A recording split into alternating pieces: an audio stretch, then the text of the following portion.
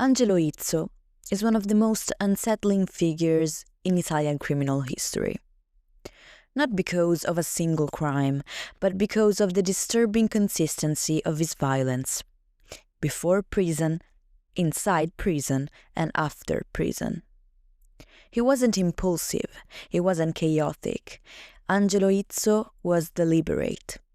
A man who studied people, institutions, and weaknesses with the same precision he used during violence. Every environment he entered, a courtroom, a cell, a family home, became something he learned how to navigate and control. Many heard his name in connection with the Circeo Massacre. But that was only one chapter of a much longer story. A chapter that I've already explored on the 4th episode of this podcast. I strongly suggest listening to episode 4. It will give you the foundation you need to understand the danger he represented. But this episode, this one, stands on its own, because it tells the story of what happened after the Circeo Massacre. How Izzo convinced psychologists he was healed, how he persuaded judges he was ready to re-enter society, and how a man with a documented history of extreme, targeted violence was trusted again. Because Angelo Izzo walked out of prison and committed one of the most shocking crimes Italy had seen in decades. He once introduced himself with a sentence that sounded cryptic, almost theatrical. I am the black man. But before we begin, let me introduce myself. Hi, I'm Martina, and welcome to the dark side of Italy.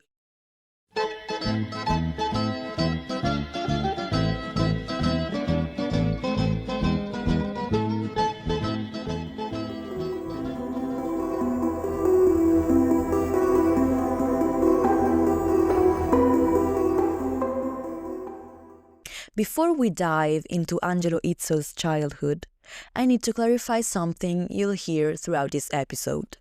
Whenever I say Izzo writes, I'm referring to his personal memoir, a manuscript that he wrote in prison at 67 while serving 2 life sentences.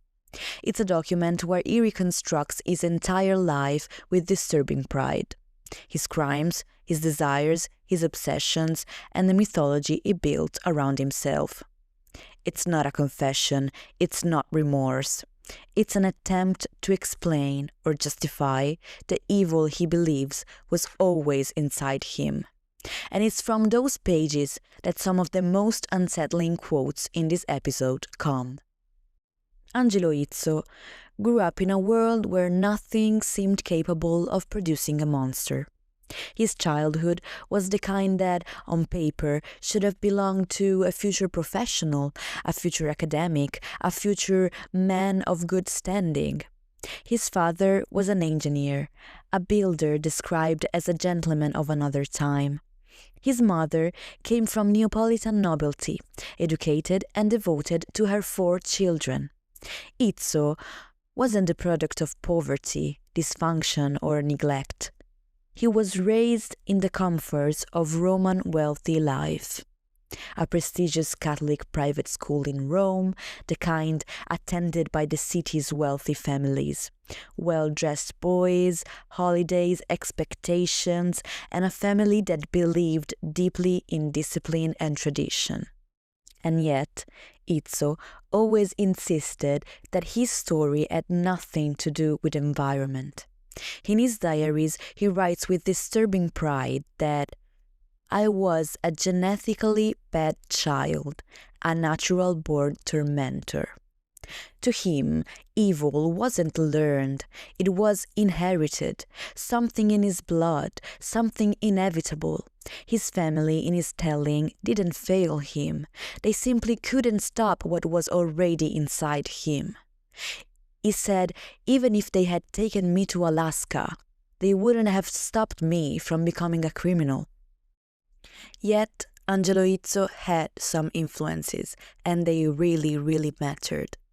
Not as root causes, but as accelerators for a boy who already believed himself destined for something darker. On his mother's side, he grew up hearing stories soaked in nostalgia for extremism.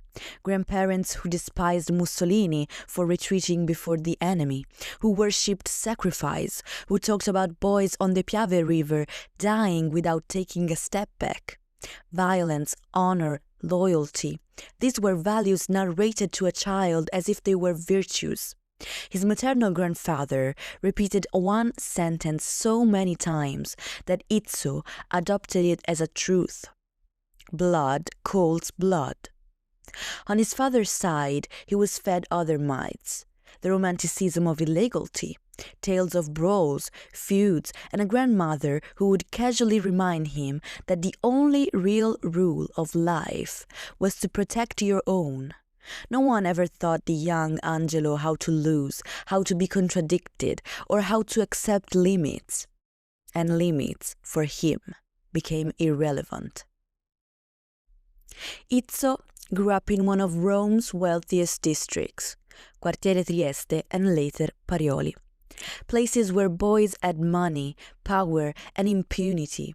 He attended San Leone Magno, an elite Catholic high school where the city's privileged youth wore uniforms in the morning and acted like a paramilitary gang at night. In that environment, violence wasn't a symptom of desperation, it was a pastime. Izzo fell immediately under its spell. He bonded with a group of boys who would later be known as the Pariolini Droogs, inspired directly and proudly by A Clockwork Orange by Stanley Kubrick. They were wealthy teenagers who saw brutality as entertainment. Izzo recounts those years with chilling enthusiasm. The weapons they carried, the nights spent roaming the streets armed, the bombs they planted outside left-wing buildings, the fights with communists, the extortions, the robberies. He was barely 16 the first time he started using guns, and he described those acts not with shame, but with nostalgia, as if remembering a golden age of adrenaline and power. And then, unfortunately, there were the sexual assaults. The most revealing and horrifying window into his development comes from how casually he writes about them. In his diaries, he describes rape as if it were nothing more than a recurring activity. He said rape was a kind of hobby, a weekly activity. He and his friends even had a slang term for it, gli sfasci, the wreckages. A word so grotesquely trivializing that it turns brutality into routine. He later admitted that the two assaults he was convicted for, the ones that earned him only a few months in prison, were only the tip of the iceberg. And court documents from the time described him and his friends as having an insensitivity that leaves speechless. Women, in his telling, were not people. They were objects, pieces of meat, he wrote. Things to be used, shared, passed around.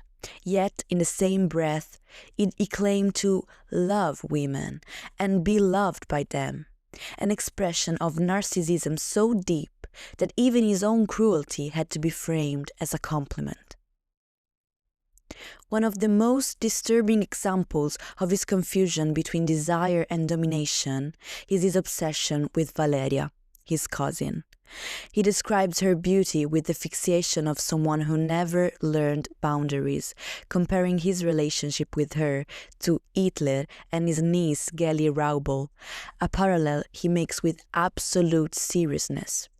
To him, it was an epic forbidden love. The love and torment of my youth, he calls it. In reality, it was obsession, entitlement, and the early blueprint of how he would later relate to women, not as individuals, but as extensions of his own desires.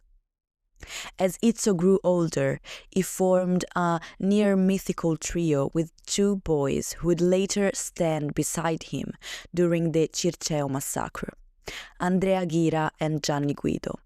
He describes them with admiration. Gira as strikingly handsome, athletic leader, Guido as elegant, brilliant, and charismatic. Together, they became inseparable. They stole cars, robbed banks, trafficked heroin, kidnapped people, beat political opponents, planted bombs, and lived nights of violence founded by privilege and total absence of consequences. By the early 70s, they weren't just criminals. They were young men who genuinely believed they were untouchable, and often they were. The money that poured in from kidnappings and robberies financed designer clothes, motorcycles, and weekend parties. Izzo remembers buying Gucci gifts, firing gunshots to impress girls, riding around Rome as if the city belonged to them. And in many ways, it did. Their social status shielded them. Their families bailed them out. Their neighborhoods normalized their crimes, and their schools looked the other way. But the most important element, the one that truly shaped Angelo Izzo, is that none of this felt like rebellion to him. It felt like identity. He didn't see his crimes as deviations. He saw them as a confirmation of who he already believed he was. Someone outside morality, someone above rules, someone born with the right to dominate. He wrote in his memoir, "I started killing before I even had facial hair." It may be an exaggeration, a performance, a myth he crafted for himself, but the myth itself matters, because Angelo Izzo lived his entire life as if that myth was true. When Angelo entered adulthood, he didn't need to search for direction. He already knew exactly who he was, and Rome gave him everything he needed to turn that identity into action. The political violence of the early 1970s didn't just destabilize the city. It opened doors. Arms circulated freely, extremist groups recruited aggressively, and the wealthy districts of Rome offered the one thing men like Izzo needed most: anonymity. Young, privileged, well-dressed men were the last people anyone expected to be carrying guns, planting bombs, or organizing robberies, and that became their greatest weapon. Izzo writes that no part of the city was off-limits for them. Parioli, Trieste, Monteverde, Eur, each district offered something different. A wealthy crowd to intimidate, a politician to threaten, a dealer to rob, a bar where extremists need muscle. We lived as if the streets were ours, he wrote, not as a metaphor, but as a fact. Their crimes escalated into high-risk operations. They executed what Izzo called lightning kidnappings. Fast, targeted abductions of wealthy boys caught outside nightclubs or in parked cars. They beat them, terrified them, emptied their wallets, stole their watches and their cards, and released them within hours. These weren't random attacks. They chose victims who wouldn't talk, sons of families who preferred shame to scandal. Violence wasn't a byproduct of crime. It was the core of their identity. Izzo recalls carrying pistols tucked inside tailored jackets, testing weapons in empty lots, firing shots from moving cars, and treating the city as a personal proving ground. Their connection to far-right militant groups transformed them from criminals into assets. They delivered messages, participated in street aggression, and acted as an unofficial enforcers for older extremists who recognized their potential. In return, they gained access to more money, more weapons, more protection, and a growing sense that nothing could touch them. Izzo writes about this period with a clarity that reveals exactly how he saw himself. Violence wasn't a job, he says. It was our rhythm. Drug trafficking became another source of profit. They sold heroin, traded with dealers from the criminal clans, and moved narcotics between wealthy Roman districts, using their respectability as a camouflage. Izzo describes walking into elite clubs, dressed impeccably, hiding drugs in the lining of designer coats, and leaving with enough cash for another week of nightlife and weapons. The trio organized robberies in jewelry stores, broke into villas, stole luxury vehicles, and participated in political ambushes. They built a reputation among criminals not because of sophistication, but because of their unpredictability. Izzo said it clearly in his memoir, "I never took a step back." That was what made them dangerous. They didn't negotiate, they didn't hesitate, they didn't have fear. And they believed, correctly, that their social class protected them. And this is the landscape in which Angelo Izzo thrived. Not as a lost young man, but as a predator who had finally found the ecosystem that matched his instincts. By his early 20s, his criminal identity was complete. He was armed, organized, connected to extremist networks, earning real money through violence. And he was convinced, with absolute certainty, that he was untouchable. Nothing about the Circeo Massacre was an explosion. It was the continuation of a trajectory already set in motion. The logical next step for a man who believed that domination was his birthright and that Rome itself existed to confirm it. Before we move forward, I need to make a necessary premise. I covered the full story of the Circeo Massacre in episode 4, so now I'll focus exclusively on Angelo Izzo's behavior during the trial, on how he presented himself and how he reacted. Because the trial wasn't just a legal proceeding, but it was a psychological X-ray. Because inside that packed court, Izzo didn't behave like someone crushed by guilt or shocked by what he had done. He behaved like a man who believed he still had control. A man who thought he could bend the narrative, and maybe even the outcome, through charm, arrogance, or sheer intimidation. While the country was horrified, while the surviving victims struggled to relive the nightmare in front of judges and journalists, Izzo seemed almost energized by the attention. Observers noted how he straightened his shoulders each time cameras turned toward him, how he listened to testimonies not with shame, but with a kind of cold curiosity. It's not that he denied what happened. He relived it, with the emotional detachment of someone describing a story that didn't involve real human beings. Psychiatrists later described him as manipulative and completely lacking empathy. The courtroom made that brutally clear. When witnesses spoke of violence, he didn't lower his gaze. When Donatella Colasanti, the lone survivor, described hours of torture, Izzo didn't even flinch. If anything, he watched her the way a predator watches a former victim finally caged and powerless. There was no remorse, no humanity, only calculation. The court sentenced him to life imprisonment, but even then, even during the verdict, Angelo Izzo didn't show collapse or panic or shame. He showed irritation, as if the world had simply failed to understand him, as if the consequences were an inconvenience rather than the natural end of the violence he had unleashed. After the Circeo trial, Angelo Izzo's life changed completely. It became a long corridor of cells and barred windows.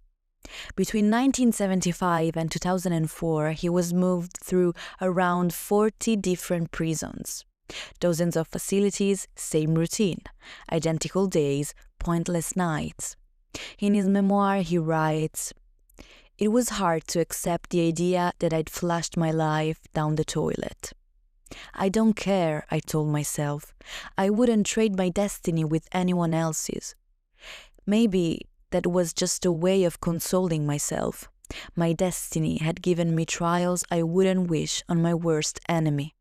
Above all, a life spent locked up in penitentiaries." And yet, inside those prisons, Izzo didn't fade into the background. He adapted, he observed, he became a point of reference for other inmates, for guards, and eventually for magistrates. In the mid-1980s, he began to collaborate with the authorities, not out of remorse, but out of calculation. He testified in countless trials, offering insider versions of major terrorist attacks like Bologna, Piazza Fontana, Piazza della Loggia, stories he framed as confidences received from other far-right inmates. He describes this phase as a path of repentance, claiming to have confessed to a series of murders, robberies, and kidnappings. But then he adds, almost casually, that he deliberately left out several serious crimes, including homicides and attacks linked to neo-fascist terrorism. So even when he was supposedly confessing, he was still curating the story. Despite the doubts around his credibility, the strategy worked. He obtained legal benefits, and after 15 uninterrupted years in prison, he stepped outside for the first time on a 6-hour pass. He remembers that day in Alessandria, family and friends waiting in a hotel celebrating him, and the very first thing he did when he was finally alone with a friend was ask, "Did you bring me a gun?" His friend looked at him like he was insane. "We came by plane, you don't need a gun for a 6-hour pass." He was right, of course, Izzo writes. But me, unarmed, I feel like I'm showing up naked at a black novelty reception. That's not the thought process of a rehabilitated man. That's someone who still defines safety and identity through a weapon. In 1993, after a 3-day leave, he simply didn't return to prison. He went on the run between London, Paris, and Barcelona. His friends abroad told him it was pointless and dangerous to walk around all day with a gun tucked into his waistband. Again, he says, they were right, but then he writes this. "How could I explain to them that without one gun on the nightstand and another in my hand under the sheets, I couldn't sleep? And that when I got up in the morning and went naked to the toilet to take a shit, I went with the gun in my fist? I don't know why I'm like this, but I am like this." That line is pure Angelo Izzo. No introspection, no desire to change, just a cold statement of what he is. Eventually, he was spotted across Europe, tracked to Paris, and arrested. Back in custody, he did what he knew best. He started collaborating again. To regain credibility with magistrates, he confessed more and more crimes. With psychologists, he told a different story, that he was a new man, reborn, transformed. The peak of this performance came in 1998 in his infamous TV interview with Franca Leosini on Wicked Stories, Storie Maledette. On screen, he appeared calm, articulate, almost intellectual. He told Italy he was deeply sorry, that he was no longer the man of the Circeo. At one point, he even suggested that the death penalty would have been appropriate for himself and his accomplices. To the viewers, to the families of Rosaria and Donatella, to his own relatives, to institutions, he presented himself as the perfect case study of rehabilitation. But in his memoir, the mask cracks. The manipulator admits he was lying. To Leosini, to the victims, to his family, to the state. He just wasn't lying to himself. And yet, the performance worked. In December 2004, despite protests and unease, the surveillance court in Palermo granted Angelo Izzo semi-liberty in Campobasso, Molise. The judges wrote that he was now a person very different from the one crystallized in the public's memory. They described semi-liberty as a remedy against the annihilating risks of prolonged detention and even claimed it would help avoid the danger of new crimes. They spoke of a favorable prognosis for the future. On paper, it was a win for rehabilitative justice.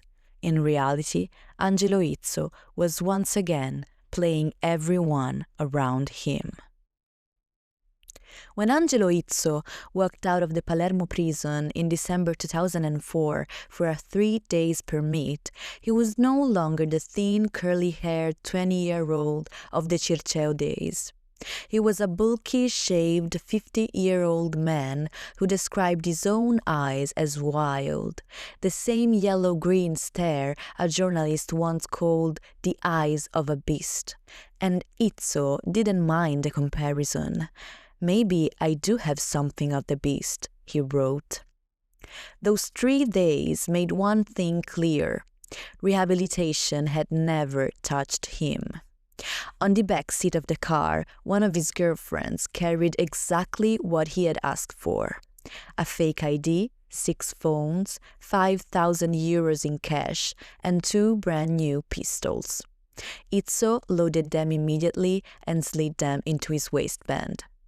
"Now I really feel like a free man," he wrote. He didn't go to see family or breathe fresh air. He drove straight to Rome's Chinatown, to a restaurant run by old underworld contacts, men who had made fortunes in heroin trafficking and illicit deals. His semi-liberty hadn't even begun, and Izzo was already back where he'd always belonged. The rehabilitation plan, drafted by the judges in Palermo, looked very different on paper. In Campobasso, Molise, Izzo was supposed to work during the day at Città Futura, Future City, a cooperative created by Dario Saccomani, an evangelical pastor he had met in prison. Saccomani was eloquent, passionate, even charming when he preached. He did religious outreach in prison, felt personally connected to the pain and marginalization of inmates, and saw in Izzo the perfect symbol of someone who could rebuild his life. The aim of Città Futura was to listen and to support the most fragile, people facing eviction, addiction, unemployment, domestic abuse, isolation. Every morning, Izzo would leave his cell, cross the road between the prison and the office, climb the 4th floor of an old building, and sit behind the front desk of the first listening service. He met elderly women anxious about being alone at night, people thrown out of their homes, ex-prisoners trying to start over, alcoholics, drug users, migrants, difficult teenagers, women abandoned by husbands who had found younger wives, often foreigners. On the surface, he was patient, pragmatic, reassuring. Saccomani would later say, "Who better than someone who has lived Angelo's experience to represent the possibility of starting again?" He described Izzo as kind, polite, helpful, splendid. To many in Campobasso, that's who he was, the killer of the Circeo who had turned into a social worker. But in the pages of his memoir, a completely different picture emerges. Izzo admits that whenever he could, he solved problems the only way he truly trusted, through intimidation and violence. He tells how he and his people intercepted a Neapolitan heroin dealer who supplied students from the local high schools. They grabbed him, drove him at gunpoint to a wooded area, and showed him a grave they had dug. Then they gave him a list of teenagers he was never allowed to sell to again, and told him that at the first violation he'd be sent to see the daisies from the roots. Another time, a woman they knew was being squeezed by a loan shark. Izzo's solution was to kidnap the man and break his jaw with the butt of a pistol. These weren't marginal episodes. They were his way of operating. One hand handing out of comfort and support, the other holding a gun. The cases, he says, that shook him the most were the ones he couldn't fix.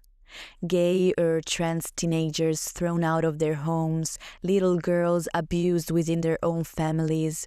He writes about children not even 7 years old raped by their fathers, about kids rejected because of their gender or sexual identity. But even here, the darkness resurfaces. Spending time with this teenager, he admits, brought temptations. There's always a dark side in him, and it's even more present in these situations. On one hand, he says it feels cowardly to take advantage of teenagers in difficulty. On the other, he claims they're often the ones explicitly offering themselves sexually, and that is hard to resist, especially when your sex life is completely unbalanced after decades of prison. In that environment, Città Futura slowly transformed into his personal court. He surrounded himself with friends, admirers, women, and above all, 2 younger men who would become central to everything: Luca Palaia and Guido Palladino. Luca was born in 1984 in Catanzaro, Calabria, had grown up in witness protection after his father, sentenced to life, decided to collaborate with justice. The family was moved from city to city. His father fell again into crime, one of his brothers was arrested during a robbery, and eventually they ended up in Campobasso, where Luca tried to settle down with small jobs before landing at Città Futura. Izzo described him as tall, athletic, with big dark eyes, always surrounded by girls, a street kid but tender, loyal to the unwritten law of the street, naturally inclined to side with the weakest. Between them, he writes, there was an immense unconditional mutual affection. He is perhaps the son I would have wanted, he admits. And then, almost in the same breath, he confesses that he also desires him. For Luca, Izzo became a father, a mentor, a protector. For Izzo, Luca was like a son, was like a surrogate son and an object of blurred, transgressive feelings. The other guy, Guido Palladino, was way different. Around 26 years old at the time of the murders, he came from a respected family because his father was an important accountant in Campobasso. His relatives had weight in the city. Guido was elegant, well-mannered, intelligent, a young manager with his own software company. His office was in the same building as Città Futura, and he also served as the association's secretary. His family owned a small villa in Ferrazzano, a few kilometers from Campobasso, a place Izzo quickly began to use for meetings, parties, shady deals, and which would later become the scene of the double murder. From his position inside Città Futura, Angelo Izzo started thinking bigger. He was blending charity work with a criminal project to take control of Molise. He had his own money, he had contacts in construction, politics, trade, drugs. He knew which strings to pull. Città Futura became his headquarters, a reserved room for friends and lovers, an office, and above all, a command center to push into local power. His days were full of meetings, all these while carefully maintaining the image of a man who always showed up at the help desk, who listened, who solved problems. To most people, Angelo was empathetic, generous, reassuring. Meanwhile, in the background of his life between social work and crime, another storyline was developing.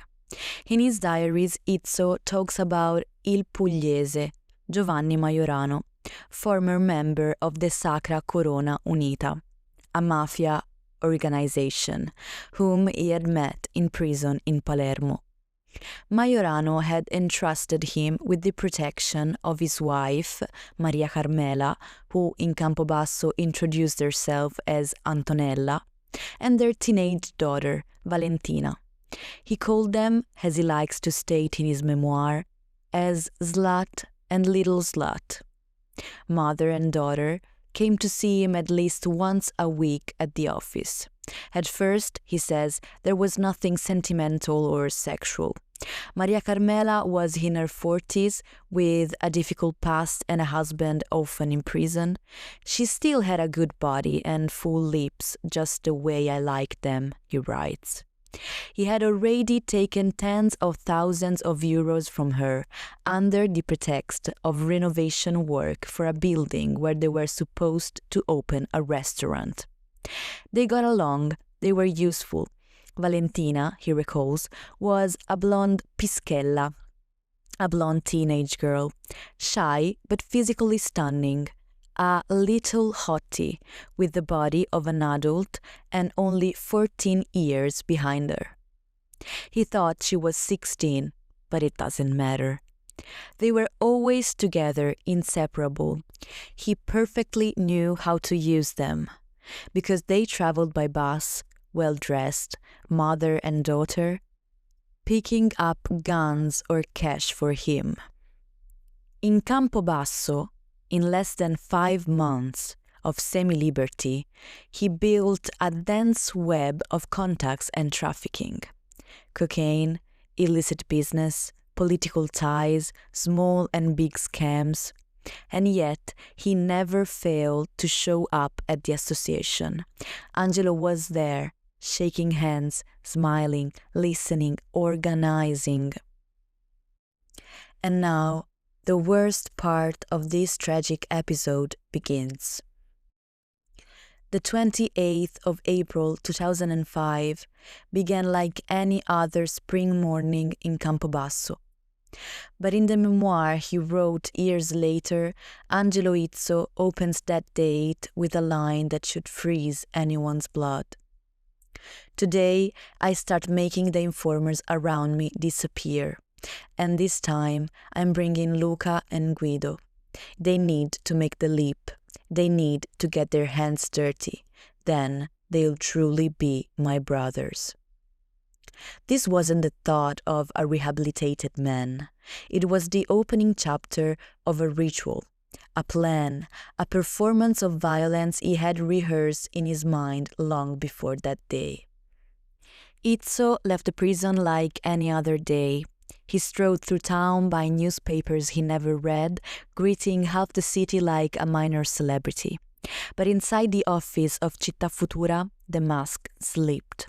He cooked a massive parmigiana in the kitchen while fantasizing about Maria Carmela Linciano and her teenage daughter, Valentina.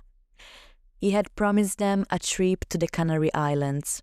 They showed up, ready to leave, fresh from the hairdresser, dragging a suitcase and a big bag. They looked excited, hopeful. He writes, "Today they will disappear," because his true plan was to send them to Kosovo as sex slaves, sold to men who trafficked in heroin and women.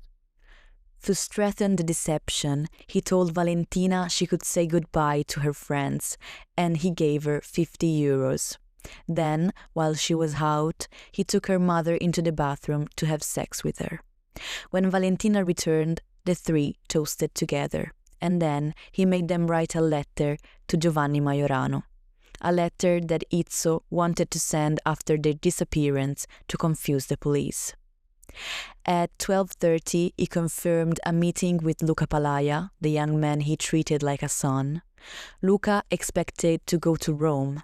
Instead, he found Izzo with mother and daughter and an order: drive us to the villa in Ferrazzano. Inside that villa, everything changed. Izzo left the two women in the living room with panini, pizza slices, coke, like it was a picnic, then pulled Luca into another room. He opened a bag, 2 semi-automatic pistols, duct tape, handcuffs. Luca was stunned. Izzo smiled and told him to relax. Then 2 men arrived, Kosovars. Ex-freedom fighters turned traffickers, now in Italy dealing heroin and running networks of sexual exploitation. Izzo hugged them like brothers. They asked where the women were. He had promised to hand Antonella and Valentina to them, alive, to be taken to Pristina's Bang Bang Club, a place he describes not as a nightclub but a prison. Women kidnapped, drugged, raped and owned. That was his plan, but that was his initial plan. What needs to be underlined before going on with this part of the story is that the presence of the 2 Kosovars men was never confirmed by police officers. Their participation to the double homicide is probably a way for Izzo to feel less guiltier. As a matter of fact, what happened next wasn't a trafficking operation. It was a spontaneous eruption of something far darker. Izzo called Antonella into the kitchen. She walked in unaware, and the first thing she saw was the gun. She panicked. He asked if she had a wire on her. She swore she didn't. She said she'd do anything he wanted. In the memoir he sneers, typical of females. When they're in danger, they think sex will save them. He pointed the gun to her temple, told her to lie face down, to repeat slowly that she didn't want to die today, to put her hands behind her back. And she obviously obeyed. One of the Kosovars cuffed her wrists, the other gagged her, taped her arms and legs, blindfolded her. Like a salami, Izzo writes. She twisted on the floor, helpless. Izzo, furious that Luca wasn't behaving like the killer he fantasized he would become, turned his rage onto her. He kicked her, punched her, then pulled a trash bag over her head and tightened it around her neck. Antonella thrashed. One of the Kosovars sat on her chest, tightening the bag. Izzo watched, and something in him lit up. Watching that body writhing excited me. I was the god of war, dispensing life and death. While she was dying, he searched her body and found 1,000 euros. He took the money. Luca, meanwhile, was dissolving, shaking, on the verge of tears. Izzo hugged him, caressed his hair, spoke softly. "Luca, don't worry, it's just something I had to resolve." Even in that moment, Izzo needed to be loved. Then he turned to Valentina. The girl was still in the living room, a Coke can in front of her, waiting, unaware her mother was dying meters away. He showed her the gun, said her parents had betrayed him, said they had to change plans, that she had to be transported tied up for everyone's safety. "In the end, I almost told her the truth," he writes. Valentina didn't fight. He handcuffed her hands behind her back, gagged her, and undressed her. He stared at her naked body and wrote the most horrifying sentence of the entire memoir. "I was really sorry that I had to kill her. What a waste." He tied her legs. A Kosovar put a trash bag over her head, sealed it around her neck. Later, Izzo returned and noticed they had added duct tape around the bag so the air would run out faster. He recited a prayer. "Not for me, Lord, not for me, but for the glory of your name." Grabbed a Coke, walked away. When he checked her again, her pulse was fading. He confirmed Antonella was dead. When he returned to Valentina, she was gone too. 2 bodies, 2 bags, a room full of smoke from the Kosovar's cigarettes, carefully dropped into a plastic bag, never leaving a trace. And Luca? What about Luca? He was catatonic. Izzo decided the bodies had to be buried immediately. He found a spot in the garden, hidden by apple trees near a football pitch. They wrapped the bodies in rubbish bags. They carried them in a wheelbarrow. They dug a shallow grave and covered it. The Kosovars drove off. Izzo planned to return later and move the bodies to a more secret location. But fate, real fate, not the mythology in his head, intervened. Because when Luca broke down completely, Izzo injected him with a neuroleptic to erase the memory. Then he told him he was beautiful, that he loved him, that everything would be fine. Luca cried, told him he should have warned him, told him those women had suffered enough. Izzo soothed him like a lover, like a father, like an abuser of minds. He sent him home to shower and sleep. He returned to Campobasso, tore the women's clothes into pieces, scattered them in bins across the city, threw their SIM cards into a trash can, and abandoned their phones in a public park. Then he went back to Città Futura and ate his parmigiana. He writes, "Killing makes me hungry."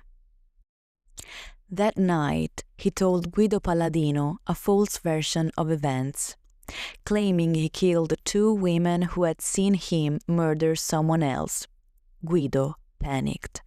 Izzo lectured him about Templars, knights, destiny, blood, a delusional mythology to justify murder.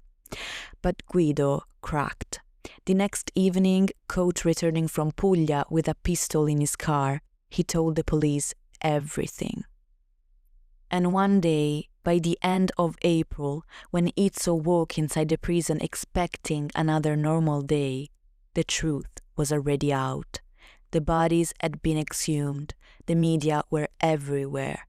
Campobasso was in shock. And the survivor of the Circeo Massacre, Donatella Colasanti, said the words the entire country was thinking. "A little girl is dead.